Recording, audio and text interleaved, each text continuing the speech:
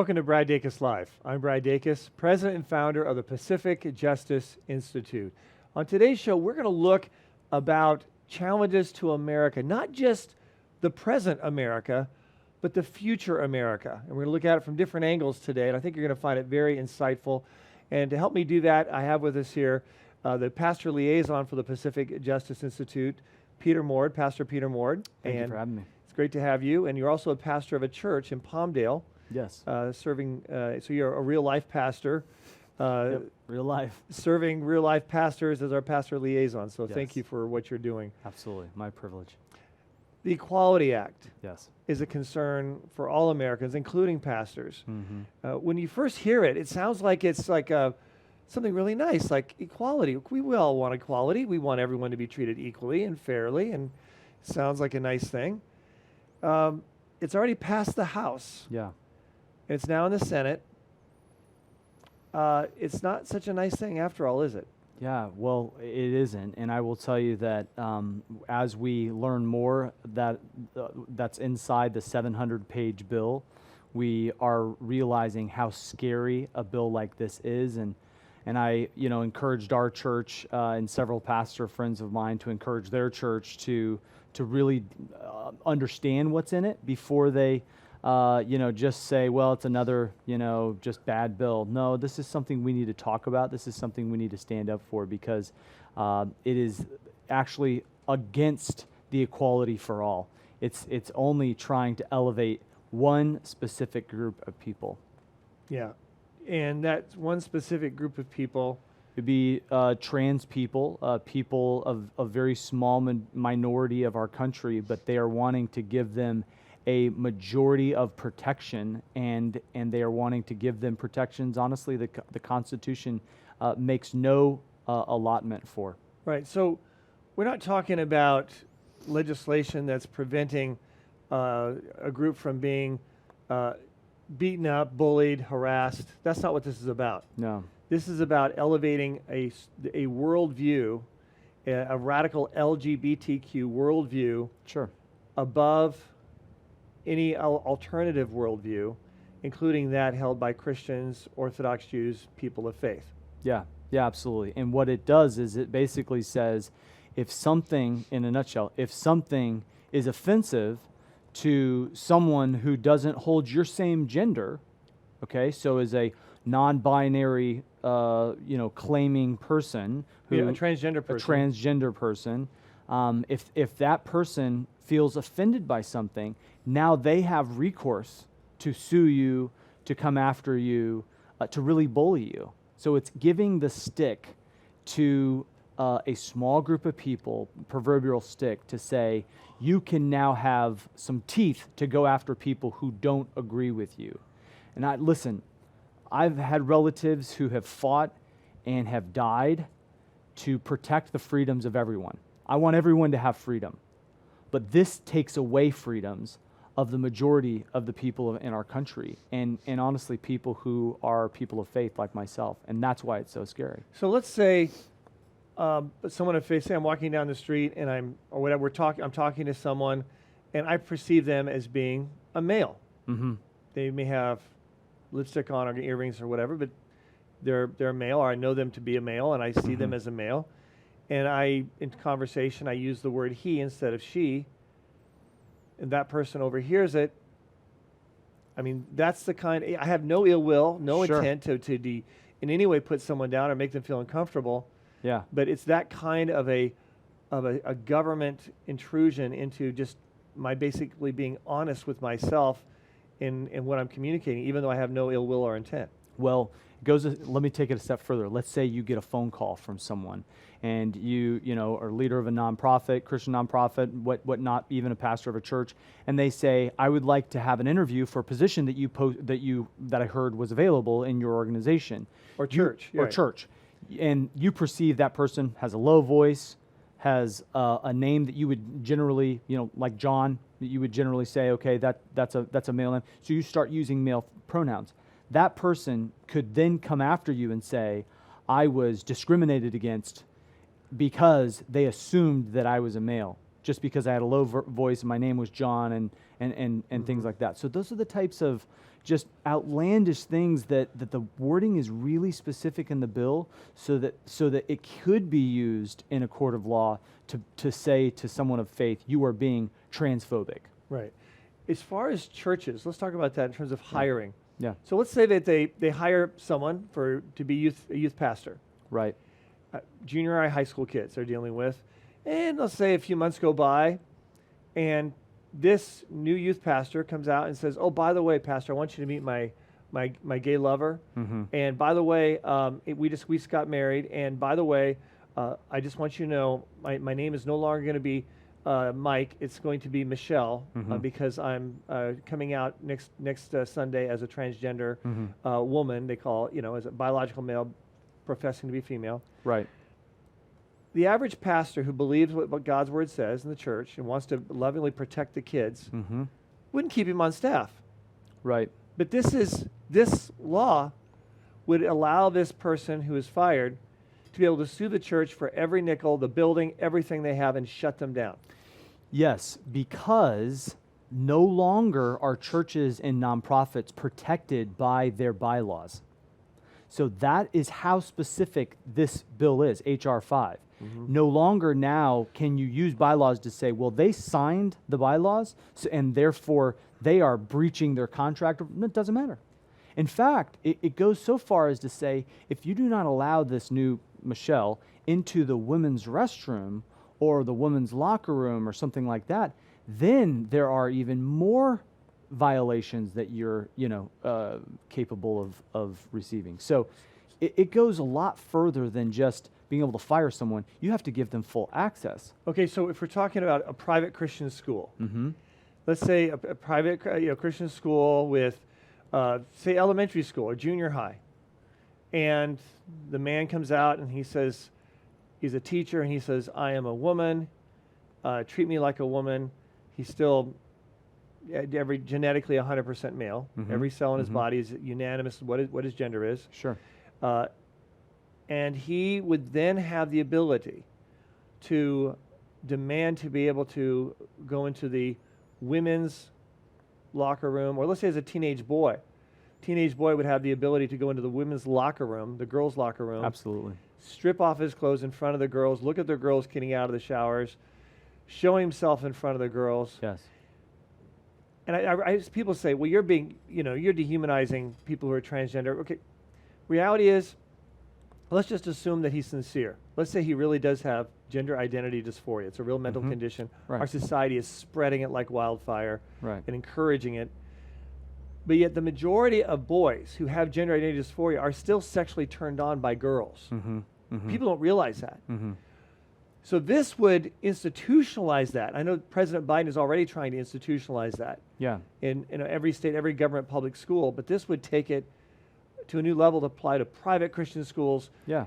The only way of shielding your kids or protecting them would be to homeschool, and that's assuming that doesn't become illegal. Sure, but let me use that same analogy, because I think it's really good and helpful, because we are not saying we are against someone who's struggling with this. We are saying, what about the girl who was raped or sexually abused at 13, and she walks into her locker room and she now sees a male, and now you're bringing all of that past back. Should we protect her? Because she feels violated as well. Well, and what about the girl has not been sexually molested, has not been violated in the past? It's a very healthy, normal girl. She goes on a daily basis as a condition to be in the United States of America, attending a public school or a private school. She has to be willing to be visually violated every day by a male who looks at her getting out of the shower, changing, and then she has to endure looking at a man fully naked in the locker room in a private Christian school or a public school. I can't see how that would not be. It's hard to see how someone could say that that's not going to hurt her. It's going to be damaging. It's going to be harmful. But pornography is harmful. Sure. Live pornography would be harmful. But so the whole point, the general point of all of it is, it's not equality for all. No. It's victimization it- for the masses. Exactly. So what it's doing is it's harming many just to try to say you're protecting the few. Well, that's not freedom at all. That is actually legislating disagreement to say, well, if you disagree with them, we are going to give them the power to come after you. Well, wait a second. If I disagree with you or you disagree with me, that's the free market of ideas. That's us just having a disagreement. That's us sharing ideas that maybe are different from each other. If you disagree with someone, you go on your way. You don't go after them. And what we're training our children to do is if someone offends you or someone disagrees with you, no longer do you just go on your way. No, you go after them. So and that's a wrong premise. So disagreement of thought and attitude and ideas becomes discrimination, Right. which becomes tyranny. Yes. Silencing of people who have a different worldview, a biblical worldview. Yeah. It becomes absolute tyranny. You know, when I was a kid, I remember hearing about the former Soviet Union, the communist bloc, and how Christians had to be quiet and whisper, or they'd lose their children, or the government would come in and put them in concentration camps or punish them, or they wouldn't have their job anymore. Right. Like in China right now. Yeah, or in China right now. Yeah. But this, in essence, effectively does the same thing. It allows for a purging of people in the workplace. Yeah. A suing of churches.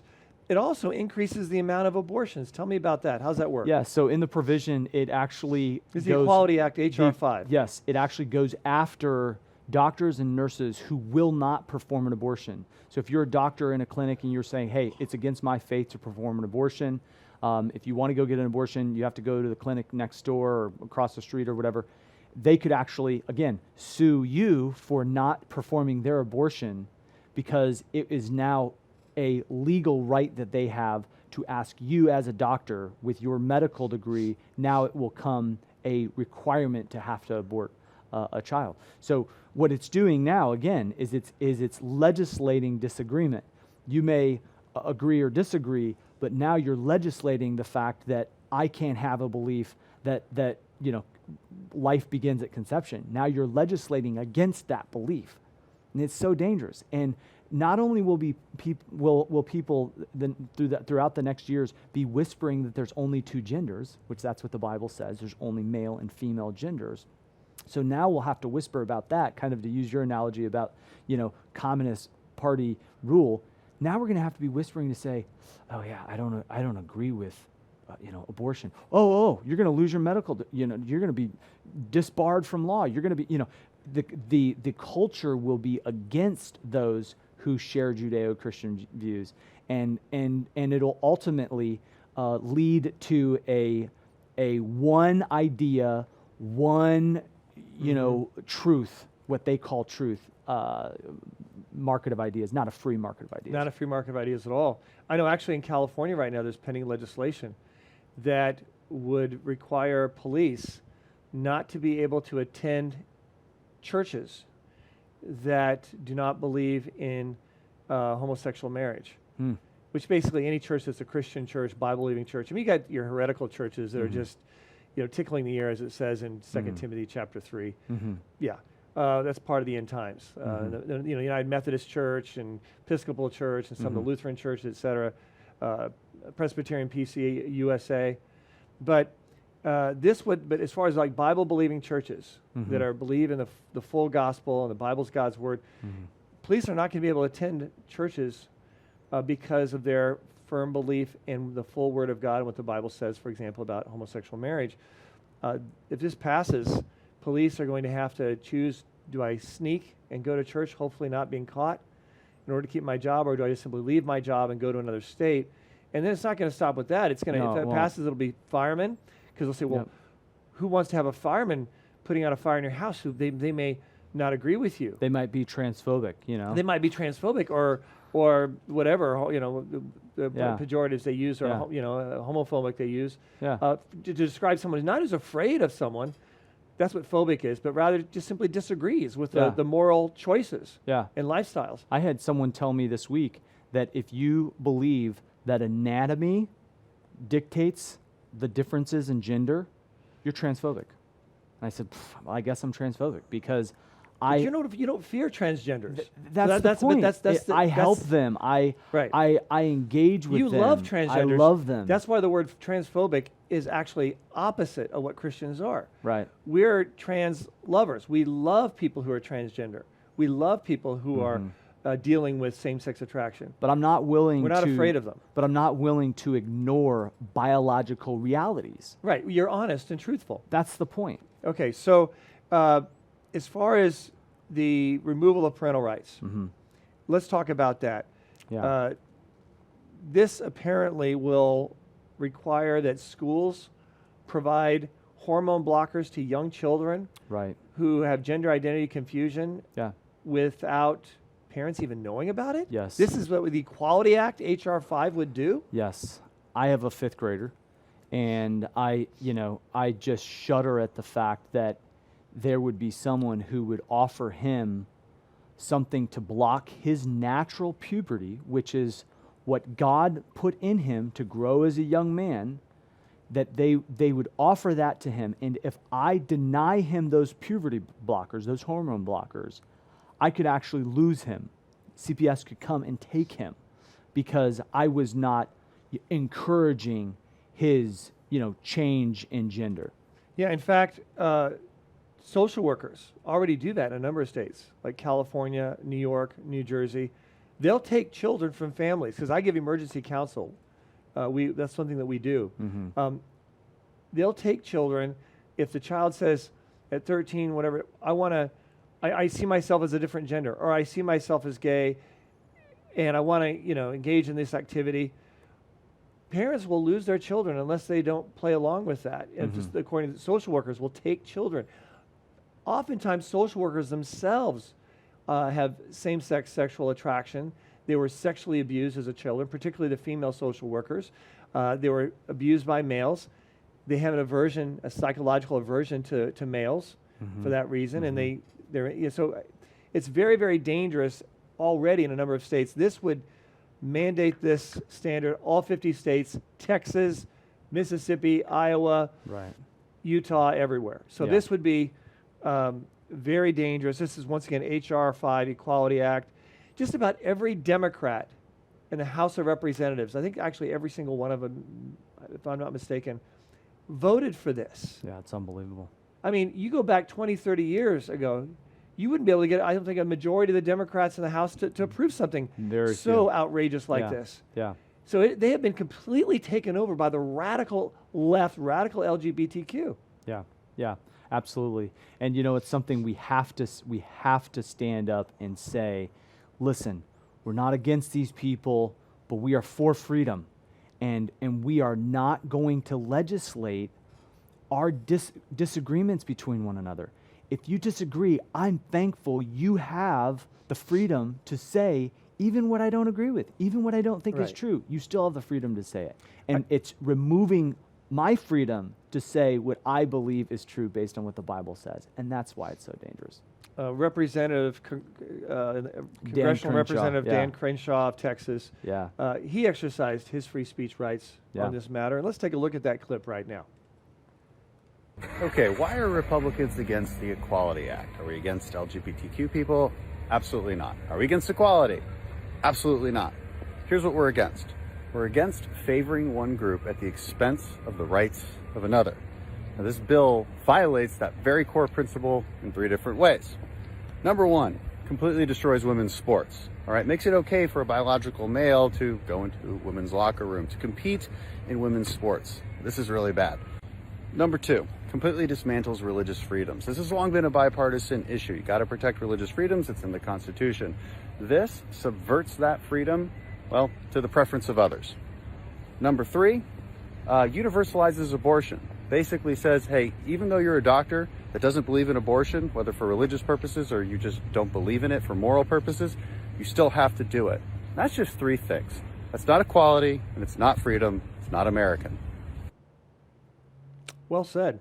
Well said. I think he articulated it very well. Yeah. And why every American who appreciates our constitutional rights should be opposed to H.R. 5, the Equality Act. I say this legislation is the most dangerous legislation to religious freedom, to parental rights, to the sanctity of life. It's evil. And I don't use that word on every piece of legislation, every bill. Yeah. I don't see good intentions here. I see evil Yeah. in this bill that's going to be very harmful and destructive. And it seems like it's coming out of a concept of dealing with quote diversity. Sure. We have an obsession with diversity in our Yeah. society today in Yeah, we America, do. and yet it's actually very destructive when we see it utilized in the way that it is in a very oppressive context. Tell me more. Yeah, well, God created a very diverse planet. I love that. God loves diversity. It's a gift from Him, but it was never meant to be our God. It was never meant to be something that we obsess over to the point that we want the differences in skin color and the differences in human anatomy to be something that becomes our obsession, that drives our policy. Principles should drive our policy, not our obsession with being different. I know when in the 1800s, when the 14th Amendment was passed, it includes the Equal Protection Clause. Mm-hmm. The context of that was not to divide or give greater protection to one or the other. It was the opposite. Yeah. The 14th Amendment, Equal Protection Clause was about saying, no, we're to be treated equally and fairly. Yeah. God loves us all. It's from a Christian worldview, Sure. saying we're all created by God. We all have equal value and importance. Right. God sees us below, under the skin. He looks at our hearts. He looks at our merits, our actions. And that was what it was sort of that Yeah. concept embraced. But now this is opposite of that, saying, no, we are about tribalism, effectively, isn't it? Yeah. Instead of going back to what Paul said in Acts 17, that we are all of one blood, that God ultimately is our Father, He's our Creator, and instead of going back to the principle that we are a body, like for instance, when I teach our church unity, it's based on the fact that we're all a body. We have a very multicultural, very diverse church, but we don't focus on those. We focus on what unites us. We focus on the principles that bind us together. And the reality is our country is so divided because we've stopped focusing on principles and we've started focusing on our differences. We've started focusing on the diversity that ultimately will pull us apart, because when tribalism takes over, then the groups are pitted one against the other. And that's why it's so dangerous, is it's rooted in a desire to lift up my group instead of everyone being Americans.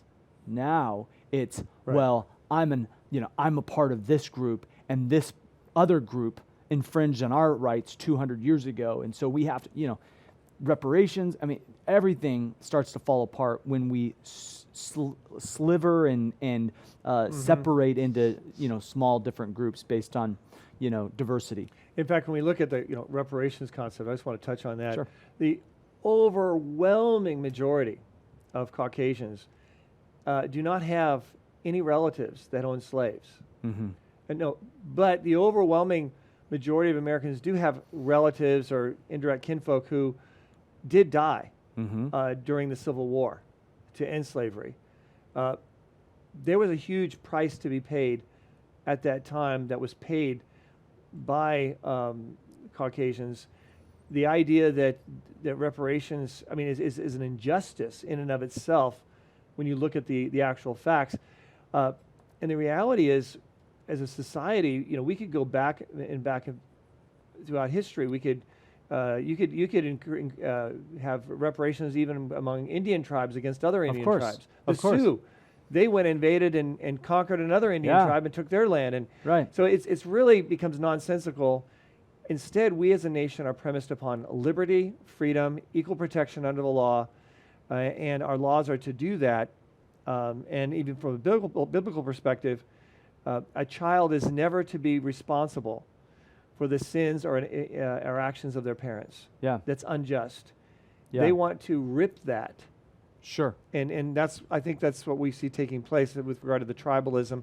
What about it seems like there's a desire to try to exclude those who champion absolute truth. Why is that important? Why are they trying to attack people of faith who believe in absolute truth? Why is that such a menace to those who have this agenda? Every human being has the need to define themselves by something.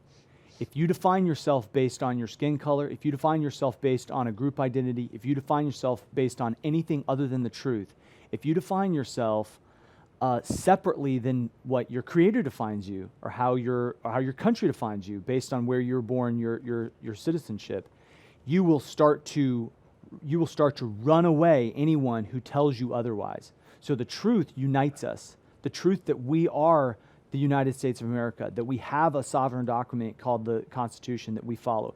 The truth unites. And our rights are endowed by our Creator. Exactly. So we come from the same place, from a Creator, the laws of nature, nature's God.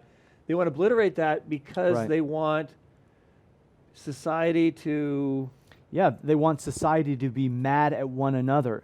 The more that they pit one group against the other, that's tribalism. The more they pit, and this happened in the USSR, it happened in Germany, but basically pitting one group against the other is what they're trying to do. I know we saw that play out, this, quote, usage of diversity by the Diversity Committee at a junior college, community college located in Riverside County, and Moreno Valley Community College. Professor Thompson was told that he could not teach. He was teaching sociology. They were talking about same-sex marriage. It was a hot topic at the time, pending before the Supreme Court, and court was divided 5-4 on this. Yeah. So it wasn't like it was a 9-0. Right. But he said, "Oh no, only the opinion from the 5 justices could be said. The other 4 justices, they had to be silent. You couldn't mention their perspective. Couldn't go into policies and on both sides. Only one viewpoint. That's what the Diversity Committee is. Whenever I hear the word diversity, what it really means is the hate committee, the isolation committee, the bigoted committee, because their goal is to silence and stifle a whole group of people. There's nothing diverse about that. Yeah. So he was fired. Michael went ahead and represented him. Michael Pfeffer, our attorney, not our congressman, our attorney, did a great job, won at arbitration, then it was appealed by the college to the Superior Court. We won there, and we just found out, and we talked about this yesterday, so I'm not going to get too much details. Sure. But the appellate court, where the college appealed the case there too, using our tax dollars, the appellate court recognized that this professor was his rights were violated. He was wrongfully treated. He needs to be able to have he's entitled to have his job back, back pay. We think they're going to appeal this to the state Supreme Court, and we're ready to fight on that ground as well. But the fact that this professor is being isolated, not because of any harassment of any child or anything wrong he did, but just giving both sides, the Diversity Committee. Yeah, but the Diversity Committee wasn't very inclusive. So that's the whole point, is it's inclusive and diverse, but they want all the views except for Christianity. Right. They want all the views, they want all the diversity except for what calls out and what elevates the truth that contradicts their reality. That's the problem. Yeah, and we're going to continue representing Professor Thompson and any professor like him anywhere in the United States that is under attack. Yeah. He's a rarity. We want, in terms of his quality of teaching, we need more Professor Thompsons, because right now the overall majority are radical liberals, anti-God, have a social humanist worldview, a very dangerous place to send your children to right now as far as colleges. There's some good ones there are out there, but it's a real statement of what we're facing. And the fact that college is still defending their bigoted, hated, anti-Christian position is, how would that one candidate say for president? Deplorable. Here we go. When we return, we're going to talk about the basic destruction plan that is attempting to be implemented in America today. When we return, right after this. Awake. This is America's final Great Awakening. The church must develop new approaches to address the cultural issues of our day. The Lord warned us of times like these.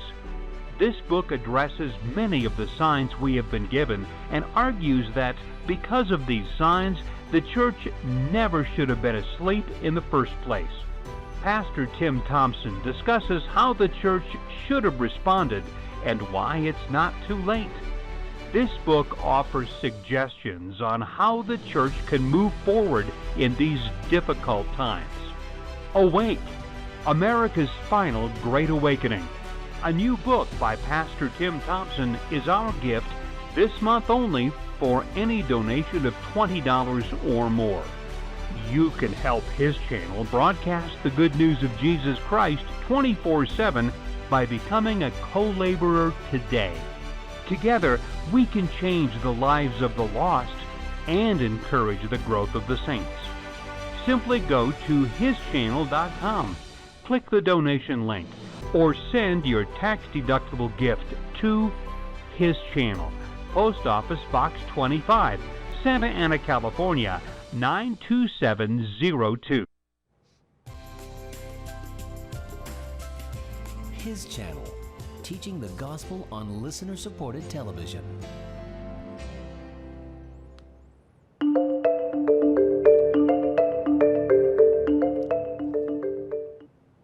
Welcome back to Brad Dacus Live. Peter, it is now apparent that what we see taking place is not just incidental. It's actually a part of a bona fide plan to dismantle America, to destruct America, and they're using a distraction strategy. Yeah.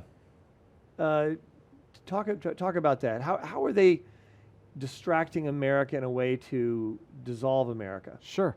So I'm not great with magic, but my boys like magic tricks, and oftentimes the illusion takes place when you are catching the attention on one hand and doing something with the other. That's exactly what's happening in the last 12 months, and I didn't really see this picture until there was one example after the other. Como comes out as, a disgraced person, but really what's happening is he's covering up, thousands dead in the nursing homes. Black Lives Matter, man, it's all about racial inequality. Actually, $90 million, where did it go? To training our youth in reparations and things like hatred. that. And hatred. Right. So that sleight of hand, COVID, it's all about public health, while undermining the Constitution. So there's that constant, dismantling of the, not just the Constitution, but the way that we've done things for the last 250 years. And it's really starting to become extremely apparent and scary. Would you say that their intention is to reset the way America operates? And first you hear that say reset. Well, that's sort of good. You reset something, circuit breaker goes out on you reset it. There's much more to just resetting. It's actually destroying and creating something completely new. Yeah. Talk about that, please. Well, resetting a circuit breaker is realigning the current. They don't want to realign anything. They actually want to tear down the house and build a new one with a new foundation. And the new foundation is this leftist agenda that is anti-God, anti-people of faith. And the reason we know that is because everything that they're trying to pass over the last week and a half against the Second Amendment, it's infringing on the rights of people of faith. It's literally taking away the federal or the state freedom for elections and giving it to the federal authorities, which is just not their right. And so it's all infringement to try to reset America as if something is broken and wrong in America. And especially when you talk about elections, if they are successful in passing H.R. 1, it will institutionalize. It's really the Democrat Politicians Protection Act, because what it basically does is it'll make it impossible for anyone to defeat the Democrats, because they'll have total control with regard to putting forth election fraud in all 50 states, not just those dominated with tyrannical governors. Yeah, it opens the door for fraud. Massive fraud. Yeah. On a massive level, making it impossible for those of us who appreciate integrity, election integrity and honesty, to continue to vote. If people just say, we live in a coup. It's like a third world banana republic. It's a fake government. It's a fake democracy. It's like the elections they have in Venezuela or some other place, or Cuba. Yeah. And it would be a major distrust of government. People would go underground in different capacities. People would leave the country. Capital and money would leave the country. and this would become a third world country in the long run. You wouldn't have people investing. The dollar would completely collapse. Yeah. That's what happens when you don't have integrity in your voting system, and that's what they're trying to push. I think that's a part, as you say, the reset plan is to destruct and then rebuild America. What do they want to rebuild? How do they want America to be? Yeah, so if you were, a person that did not believe in God, that hated Judeo-Christian values, and you open up our founding documents, and it is replete with mentions of deism and mentions of God and protections of people of worship and people of faith. If you open that up, you're going to want, you can't just say, okay, we have a new constitution, old out with the old, in with the new. No, it's going to be the frog in the pot scenario, where you put a frog in a hot pot, it's jumping out.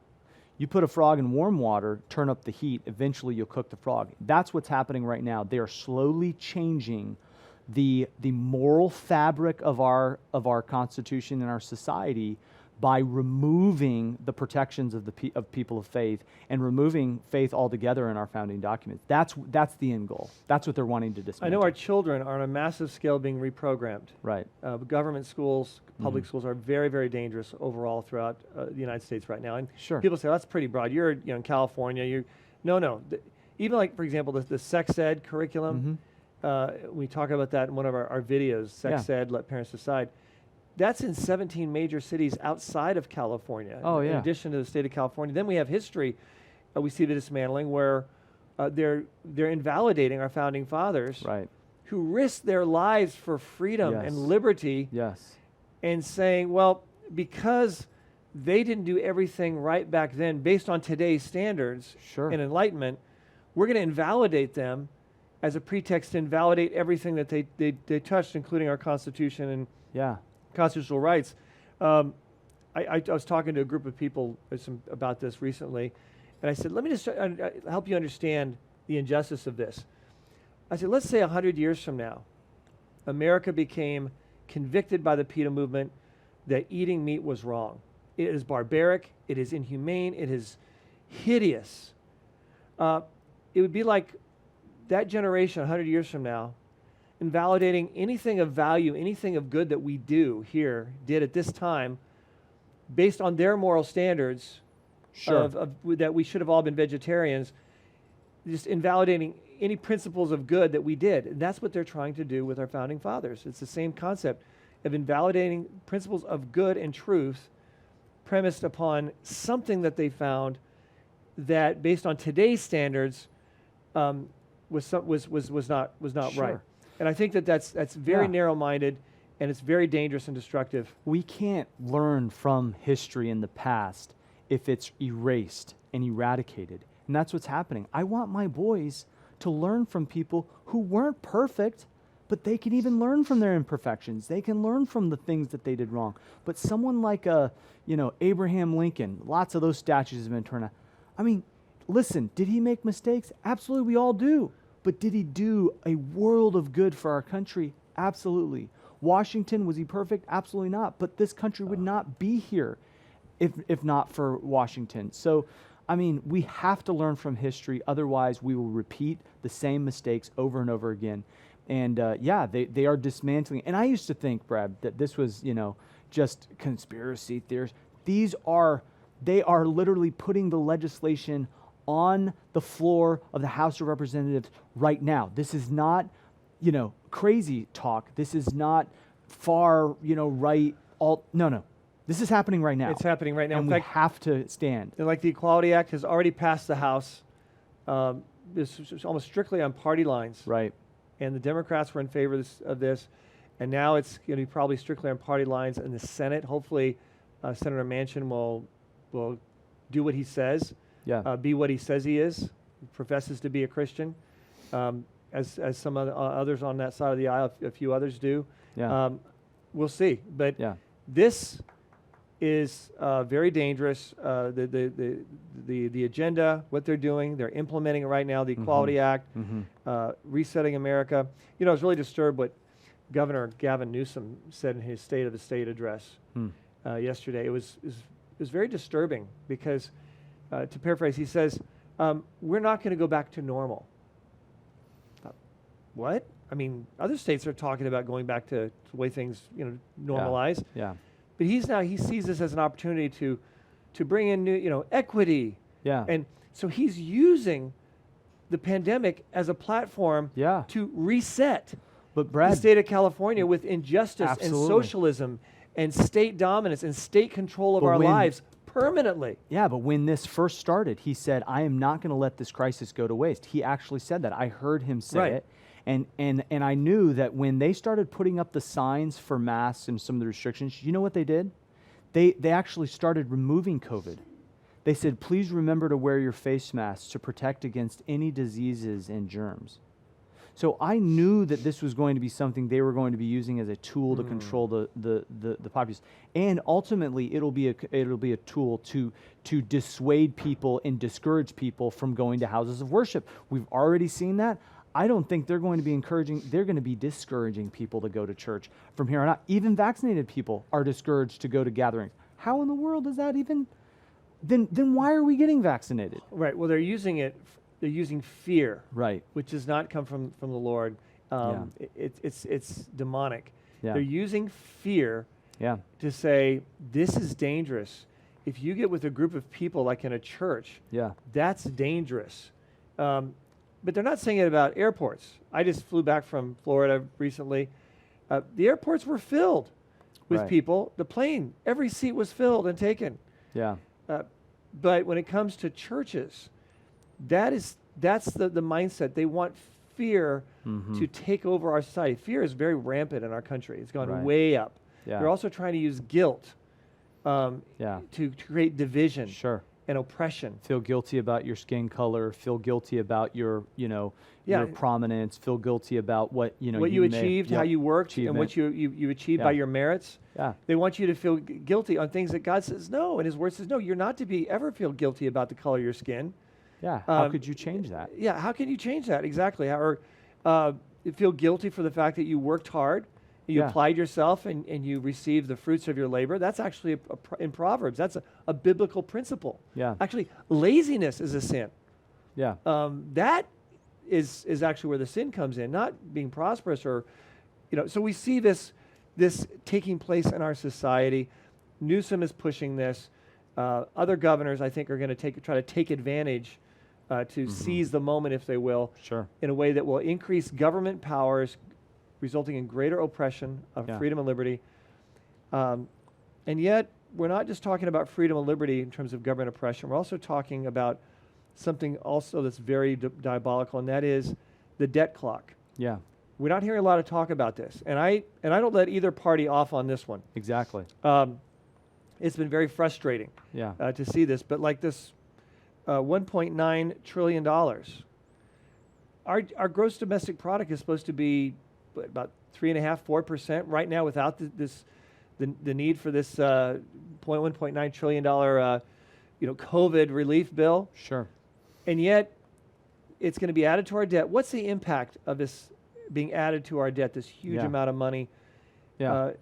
Well, Well, how's that paid off? It'll have a very small impact on small businesses, unfortunately. Even the, Small positive impact, you mean? Or- it'll have a very small positive impact. And Okay. it'll have a small impact in general. I mean, the last two stimulus bills that they passed, actually 90% of that money still hasn't gone to small businesses. So when you say small positive impact, Yes. people are looking at this is going to be great.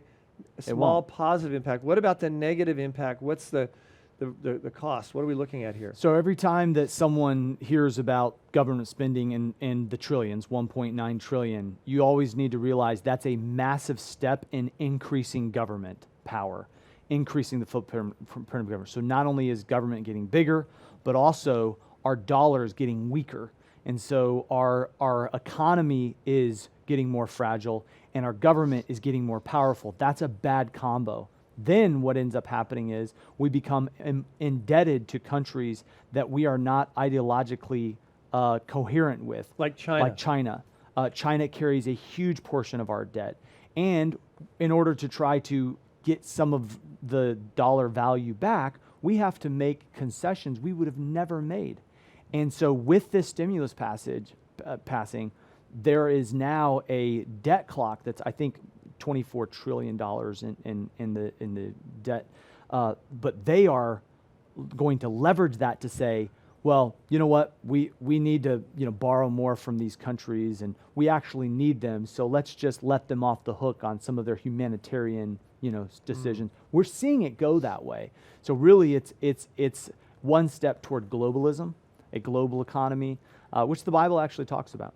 I also see concerns with regards to the devaluation of the dollar inevitably, because as we take on this debt, and right now the interest on the debt is relatively low because interest rates are very, very low, historic lows.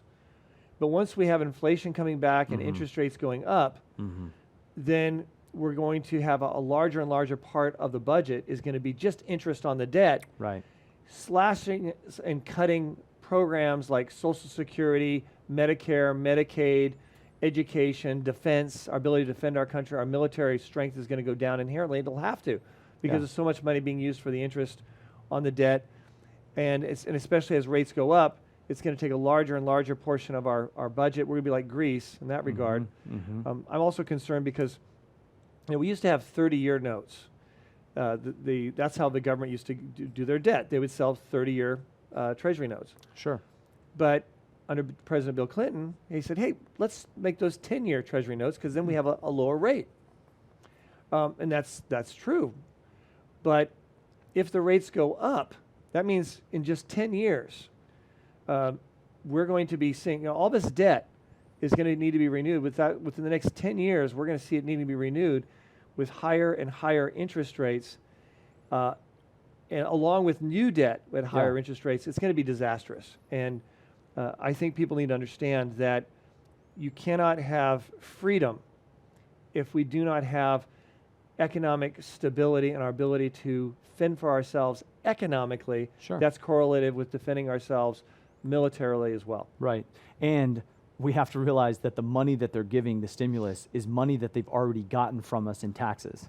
So the money they're giving away in the stimulus is money they've already received from us, and it's money that our children are going to have to pay, not just through inflation, a $5 gallon of milk and a $10 gallon of gas, but through their higher taxes in order to pay for some of what you're talking about with the higher interest rates and things like that. Yeah, you're right. It's when those interest rates go up and it becomes a larger and larger part interest of the budget, you're right. There is a choice.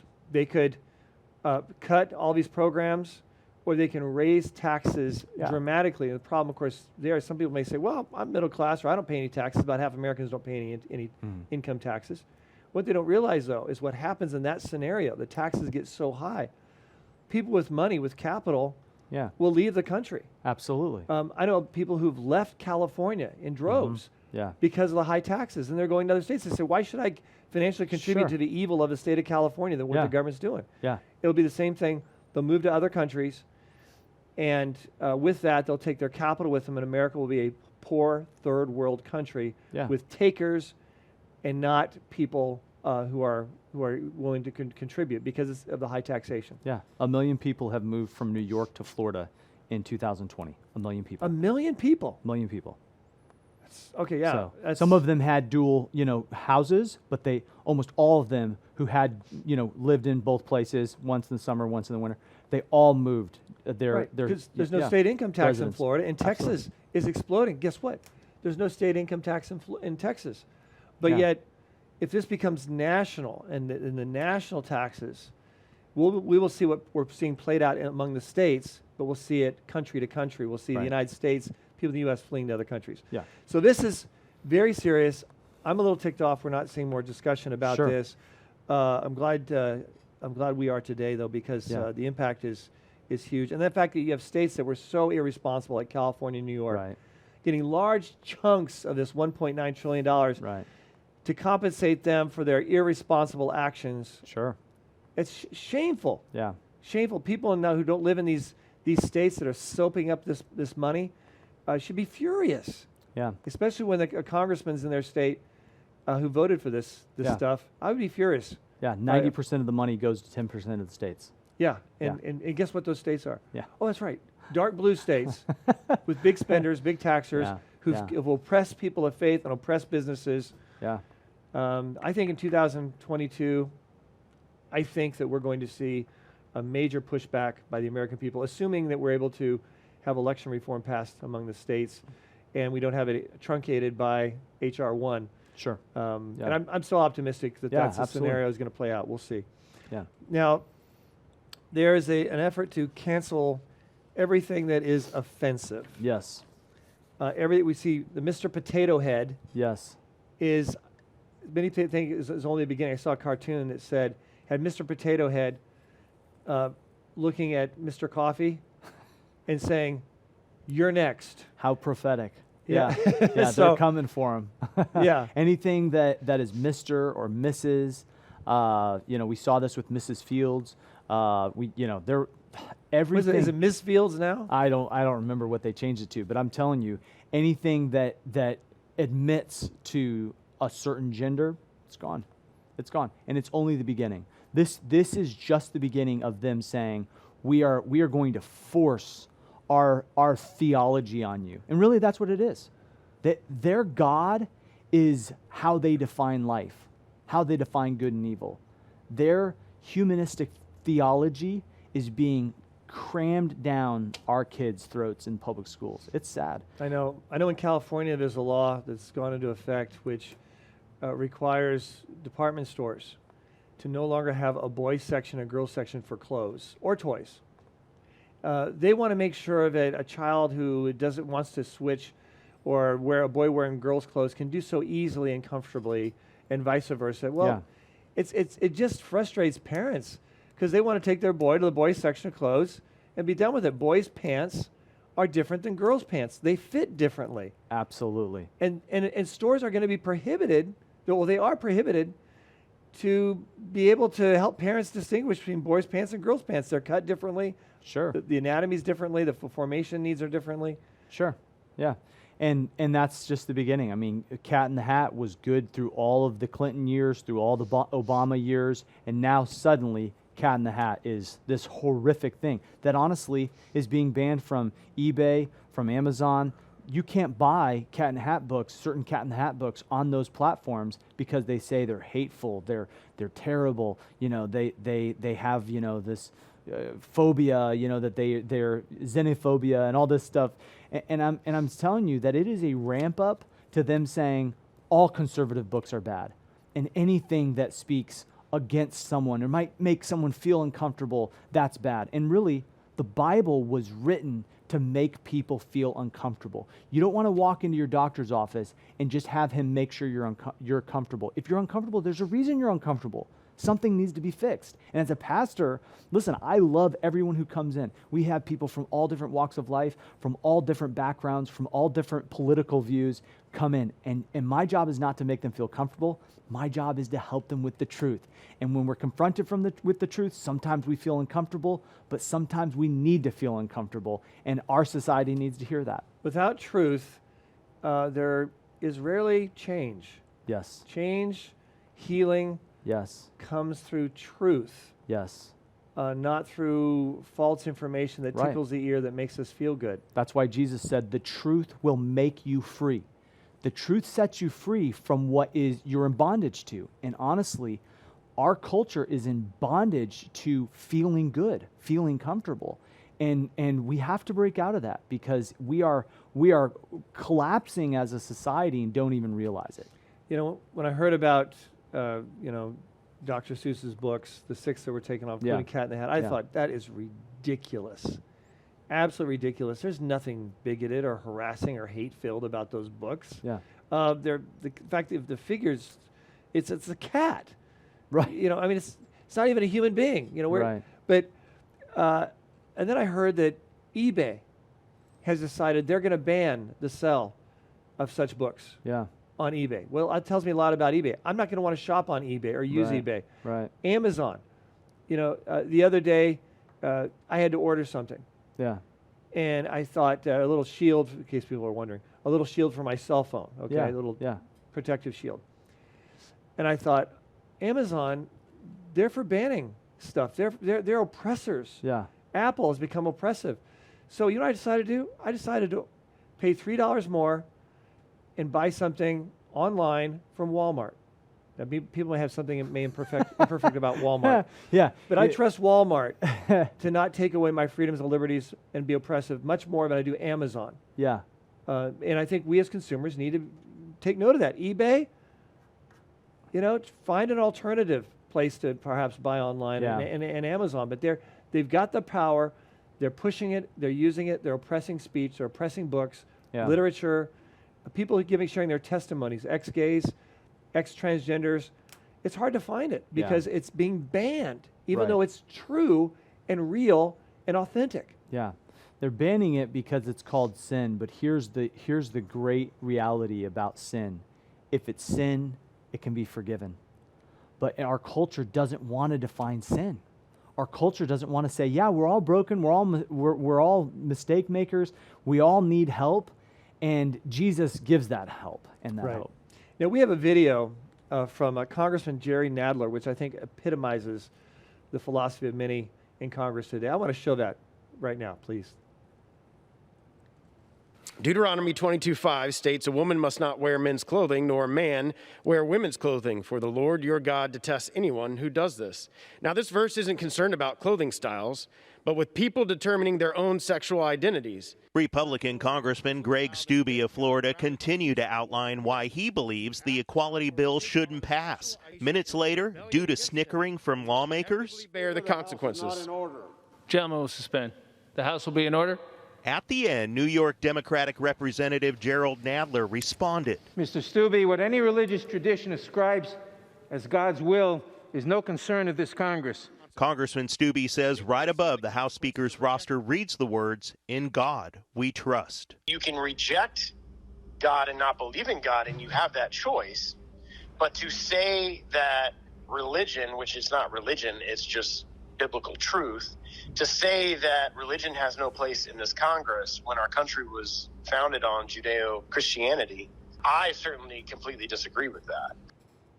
So if Congressman Steube had quoted Confucius or Buddha or a philosopher, Aristotle, no problem.